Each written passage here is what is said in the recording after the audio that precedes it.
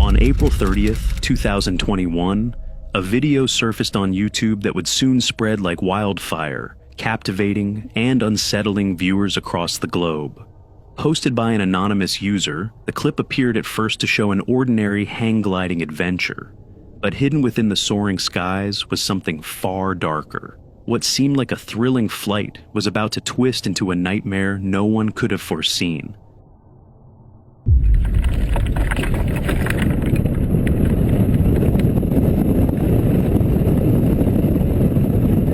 At first glance, nothing seems unusual, but hang gliding equipment is unforgiving, fragile enough that even the smallest installation error, an overlooked pre-flight check, or the slightest external factor can turn fatal for whoever takes it flying.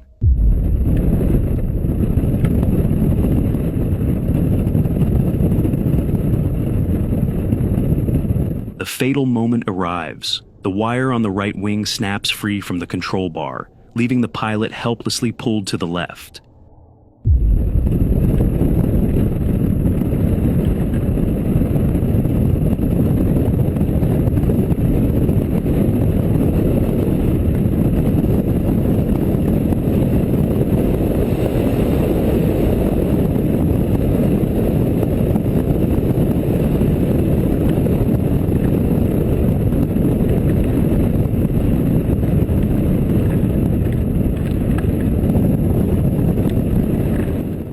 The glider veers toward the cliff when the pilot spots a loose wire. Panic begins to set in.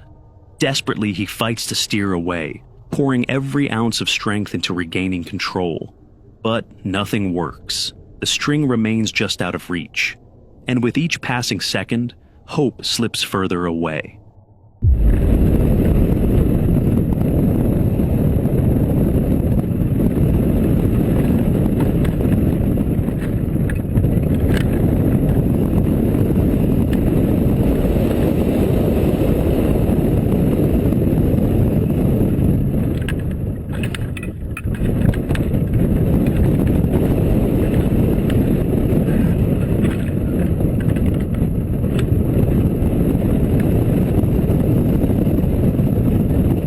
Luckily, in a moment that seemed almost beyond belief, the man managed to catch the loose wire just before it was too late, securing it back onto the control bar.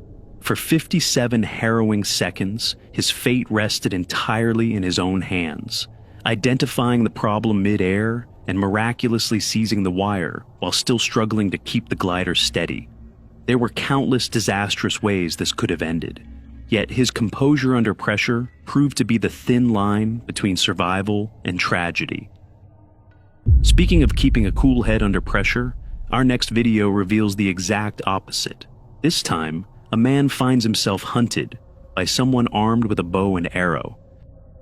This is Tim Morozov, a Russian YouTuber known for exploring abandoned places in search of the unexplainable. But in this video, his pursuit of the unknown leads him into something far more disturbing, an encounter where the line between curiosity and survival blurs, and the stakes could mean life or death. July 19th, 2023. Deep in the Russian woods, Tim investigates unsettling rumors surrounding this forest. Locals whisper of a madman who prowls among the trees, fiercely guarding the land from intruders. Crude warning signs, scattered throughout the area, mark his territory. A silent reminder that trespassers are not welcome.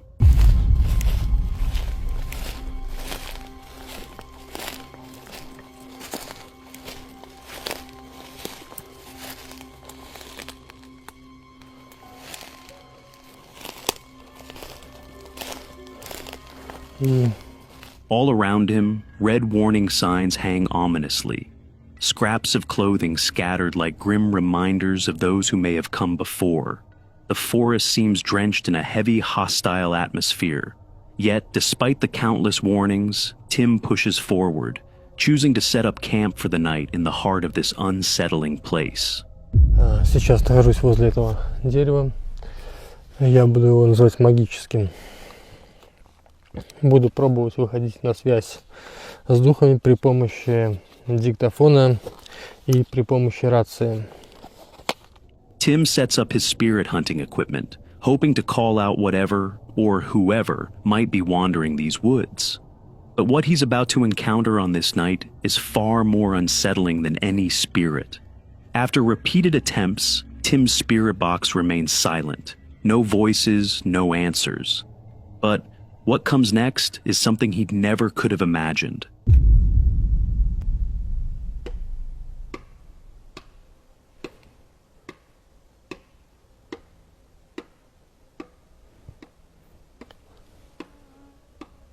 Suddenly, the silence shatters.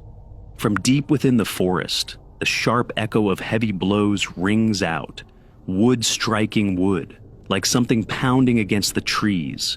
Each crack reverberates through the darkness, as if warning him he is not alone.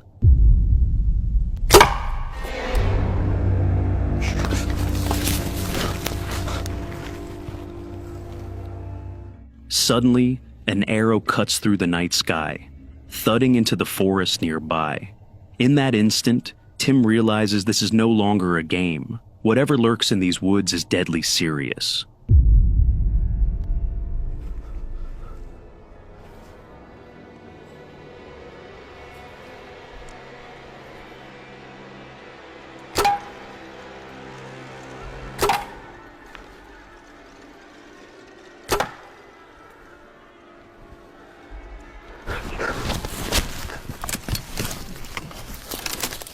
The footage cuts abruptly.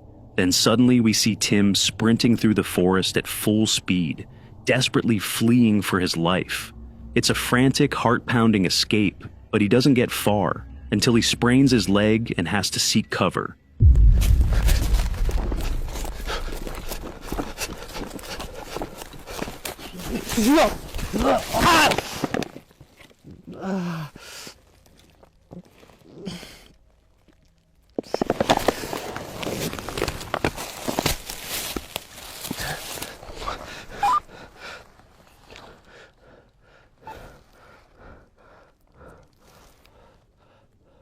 With the last of his strength, Tim manages to quiet down and slip away into the darkness. But the encounter left him shaken, speechless in the face of what he had just experienced.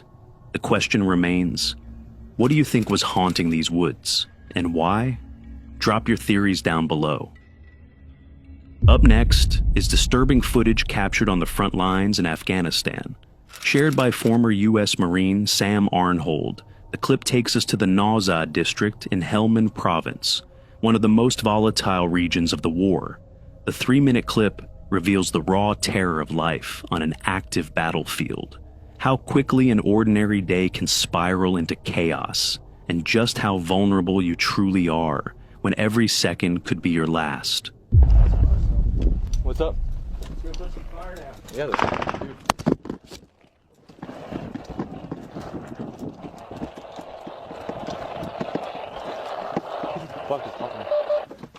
You got cover out there?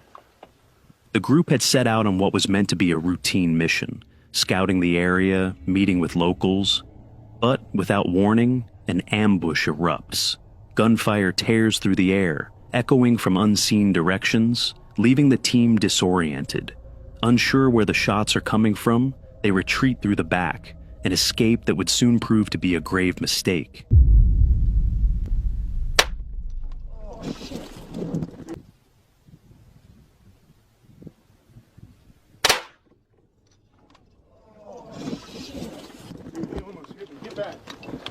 Hey, we got a sniper!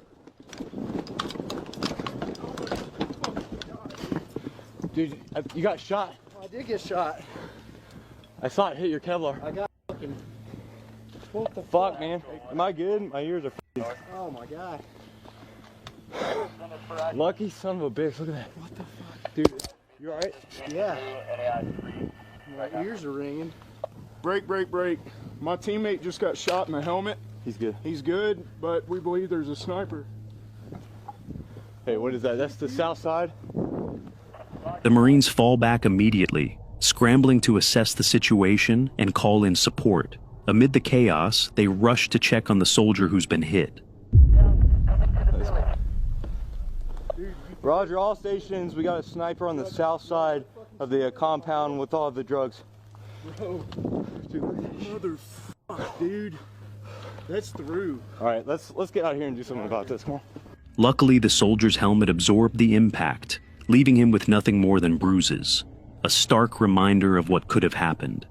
Had he been just a few inches further back, that same shot might have struck somewhere far more deadly. In the end, the Marines make it out safely, regrouping with the rest of their squad. But the encounter leaves a chilling reminder. Sometimes survival is nothing more than being in the right place at the right time. For Malcolm Fox, however, fate had placed him in the wrong place, at the wrong time. This shocking footage was captured by 36-year-old cyclist Malcolm Fox, who stumbled into a nightmare after a wrong turn led him into a wooded area in Somerset West, South Africa, isolated and far from civilization. On May 31st, 2014, Malcolm's GoPro captured the chilling moment a man suddenly rushed toward him during his ride. The stranger wasted no time, immediately demanding all of his belongings. Okay.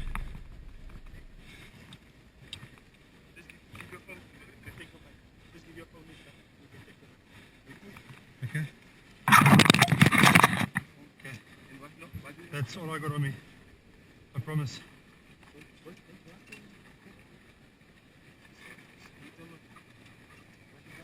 all I got on me, I promise you. Malcolm was a straight-up guy, living an easy life. He had never been robbed before. He later told the Cape Times, "I know it's cliche, but at that moment I wondered if I was about to become another statistic, if my two boys would grow up without a father." This wasn't a lone attacker. It was a group of robbers.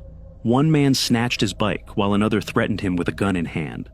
Luckily for Malcolm, the robbers had no idea they were being filmed. As Malcolm later said, "The footage is so clear, I hate to think he could have gotten away with it." In the end, the robbers didn't get away. The chilling clarity of Malcolm's GoPro footage gave police exactly what they needed to identify and arrest the suspects. And all of his belongings were recovered, all because of a single small camera. It just goes to show, sometimes a single wrong turn can carry fatal consequences. But what Edward is about to face in our next video is far more terrifying than a simple robbery. In this first video, we'll be taking a look at James and Edward, the twins behind the popular YouTube channel Action Adventure Twins, as they release one of their most chilling explorations yet. Known for seeking out danger, this time they descend into a deep pit cave. At first glance, it doesn't appear all that intimidating, but the moment you look down, the true danger of this exploration becomes clear. Whew, that's deeper than I thought. It's another 40 feet down at least. Yep.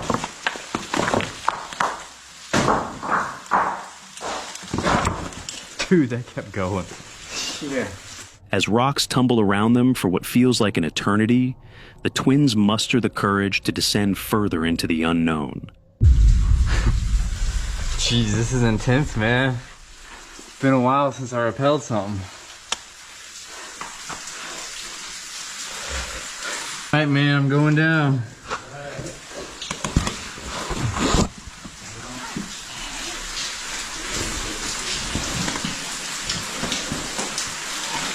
Woo!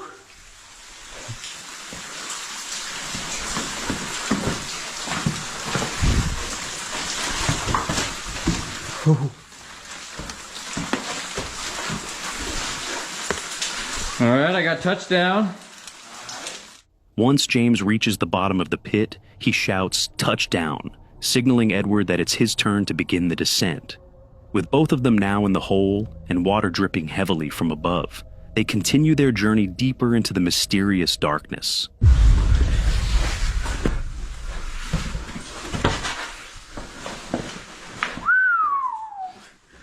Dude, this last drop is every bit of 50 feet. Is it? Yeah.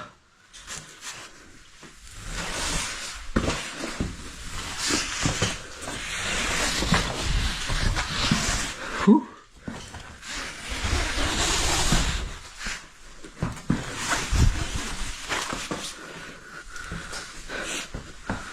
I made it, man. Now, even deeper into the pit, with Edward following closely behind James, the twins begin descending further, this time on foot. Oh no! Frog's committing suicide. Oh no. Yeah, see the little guy down here. There's a lot of frogs in here, dude. I know. Wow.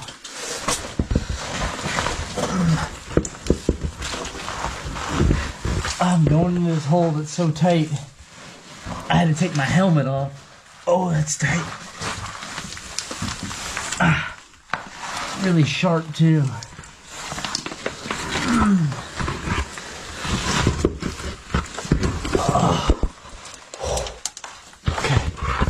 Man. I think I gotta just keep going down.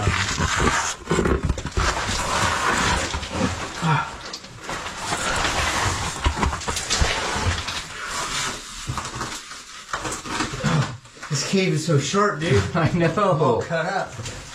I had to take my helmet off again.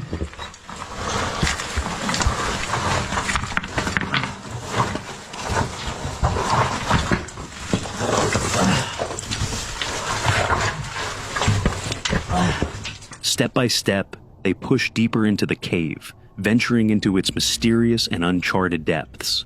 But it won't be long before they realize that this cave is no joke.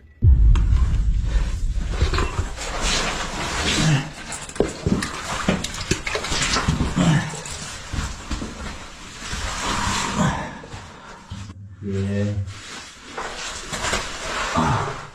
There's something moving in the water over here. Oh, it's a giant salamander. Yeah. This is huge, man. Just when they think they've reached the lowest point, James and Edward realize they're far from it. Then, a small but chilling sign of life catches their attention. A salamander surviving in the pitch-black depths of this cramped cave. Its existence is a warning. The water levels here aren't as low as they seem, and the muddy walls hint at a terrifying possibility. Under the right conditions, this entire cave could fill with water, leaving the twins trapped with no way out.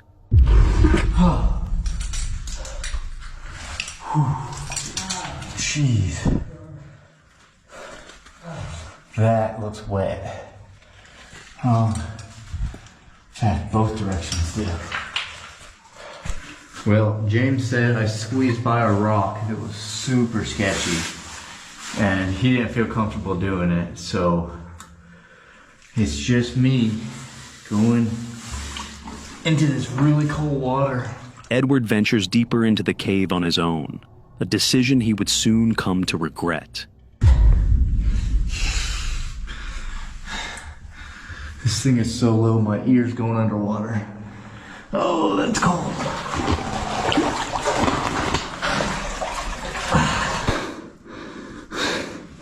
This is not good.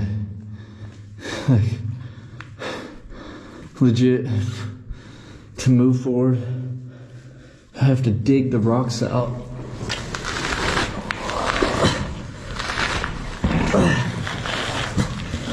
Oh my god.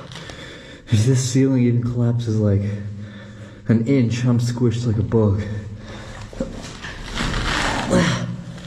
If I want to stand my head up, I can't. It just goes underwater.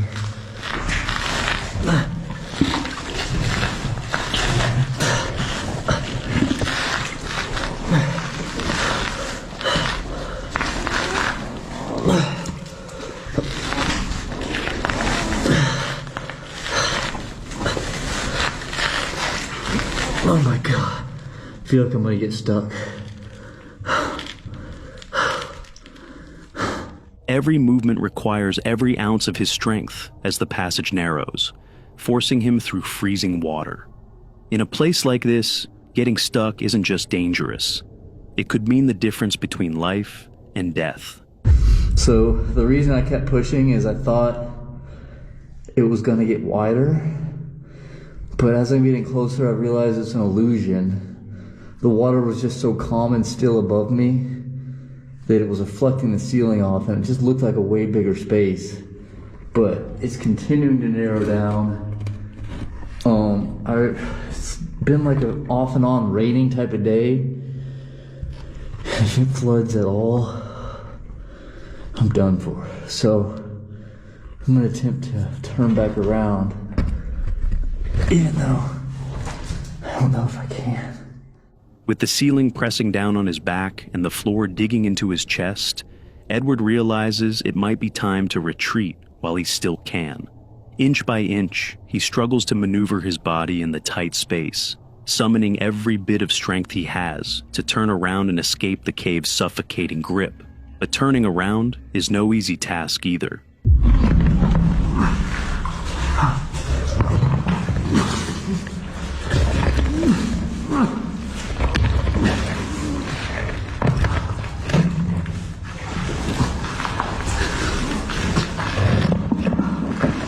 Oh my God. I think I'm stuck. This is not a joke. Halfway through, Edward realizes he might be trapped, but his experience tells him that lingering in a place like this could only be a death sentence.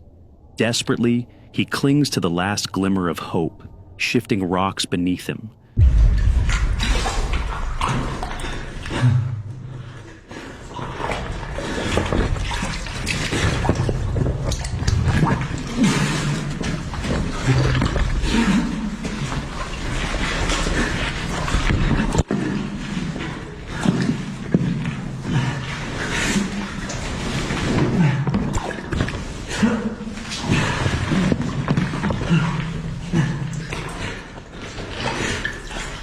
Fortunately, it works, and he finally sees a hint of progress. Yet, with each tiny movement demanding enormous effort, this challenge is shifted. It's no longer just about life and death. It's now a test of the cave itself and the sheer endurance of Edward's body. I'm moving a little bit. I think I pushed it too far that time. I gotta go find James. Exhaling in relief, Edward finally reaches safety and rushes back to James, recounting his harrowing near-death experience. Together, the twins make the decision to leave the cave behind, its dark, suffocating depths proving far too dangerous to linger in any longer. All right, last pit. It is completely dark outside.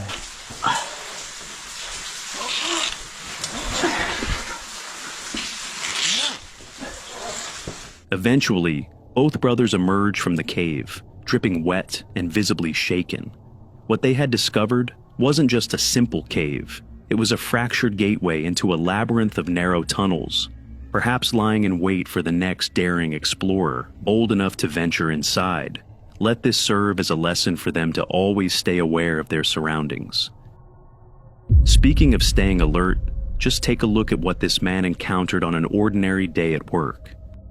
This video was shared by Max on his self-titled YouTube channel. On October 11th, 2010, while on duty at his local car repair shop, Max experienced every mechanic's nightmare when the hydraulic pump of the car he was working on suddenly malfunctioned. What makes this incident truly terrifying is the timing of the hydraulic pump's failure. At first, everything seemed routine. Max was beneath the Dodge Ram on the lift, making repairs. Then, someone can be seen shouting, drawing his attention. Just seconds later, a figure resembling a garbage man steps into view. And that's when all hell breaks loose.